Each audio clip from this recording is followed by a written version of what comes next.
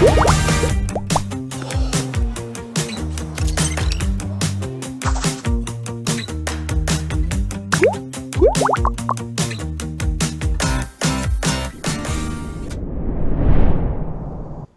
everyone, I'm Toby.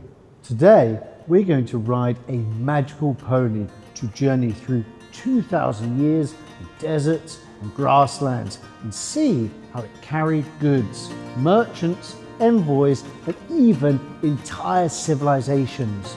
Stories on its back along the Silk Road. Ready? Hold the reins tight.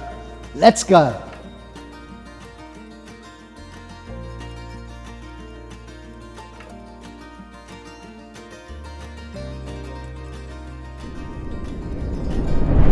Did you know, in ancient times, without cars or airplanes, horses were the most amazing couriers. As early as 5,500 years ago, people on the Central Asian grasslands learned to tame horses. From then on, horses became humanity's all-around assistants, ploughing fields, engaging in battles, delivering messages, transporting goods. Even the legends of the Silk Road are inseparable from their hoofbeats.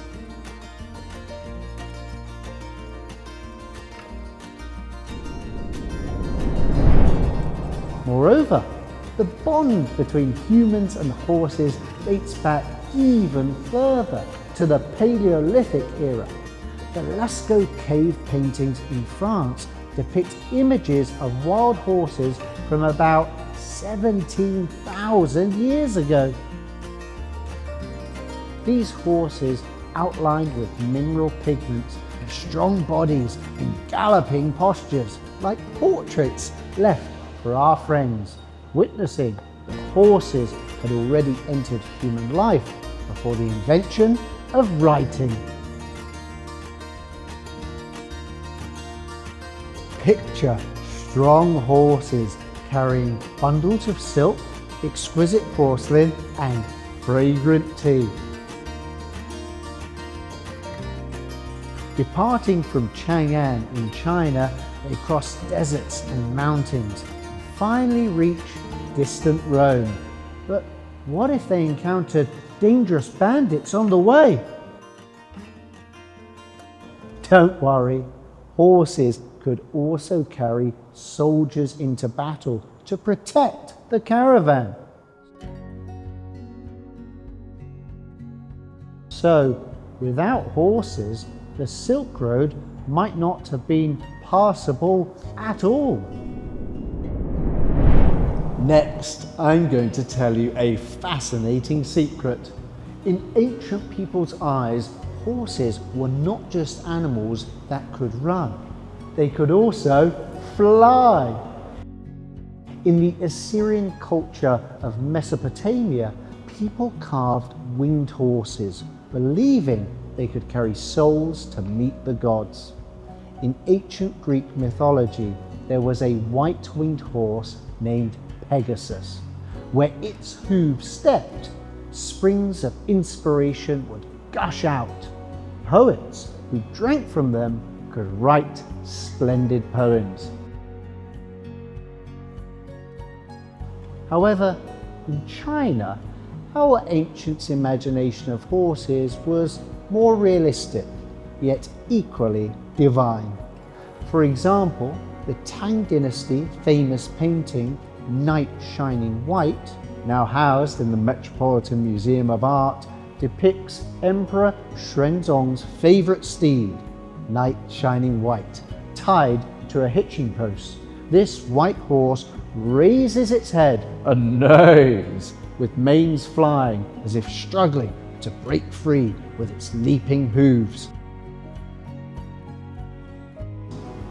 During the Han Dynasty, with the opening of the Silk Road, the image of winged horses from the western regions spread to China. This shows that cultures from different countries, like magic, can infect each other. Now, guess how letters were sent from China to Europe in ancient times? The answer is by horse. As early as the Western Zhou dynasty, China had post stations. Like modern delivery stations, each post station kept fast horses and postmen would ride them, changing horses every few kilometers to deliver letters at the fastest speed. These horses were like ancient couriers, turning the Silk Road into an information superhighway.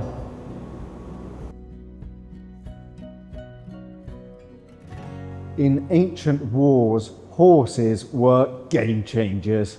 But at first, cavalrymen found it difficult to sit firmly on horses until the Chinese invented something: stirrups. Stirrups were like little chairs on horsebacks, allowing soldiers to sit steadily and shoot arrows or swing swords. It was precisely the invention of stirrups that ushered Europe into the age of chivalry. Moreover, there was an ancient Chinese emperor who particularly desired an extraordinary sweating blood horse, which came from Dayuan Kingdom in the west, now Central Asia. To obtain them, the emperor sent troops to search far away. Legend has it, sweating blood horses ran as fast as lightning, and their hooves made sounds like drums when striking the ground. Han Dynasty soldiers riding them defeated the Xiongnu, their northern enemies.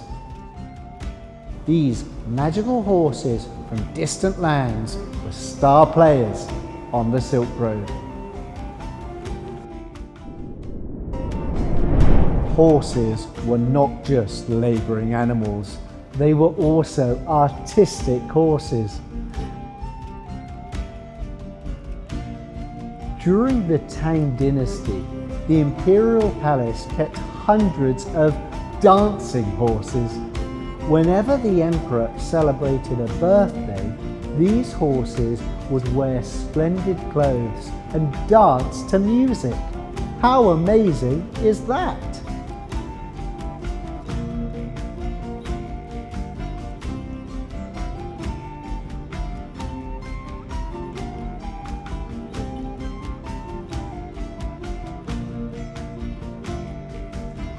Today, trailing behind the hoofprints of horses, we've explored many stories of the Silk Road. They were couriers, warriors, artists, and even bridges for establishing friendly bonds between different countries.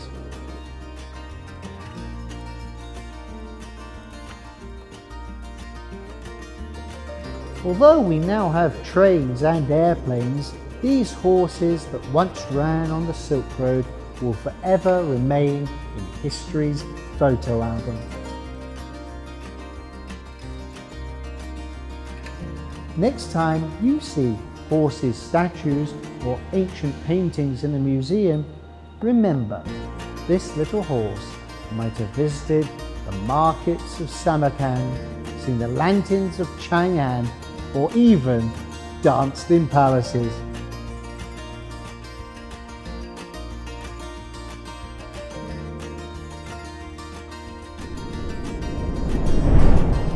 Okay, today's Silk Road adventure comes to an end. I'm Toby. What fascinating stories will we explore on the Silk Road next time? Stay tuned and see you again soon. Bye-bye.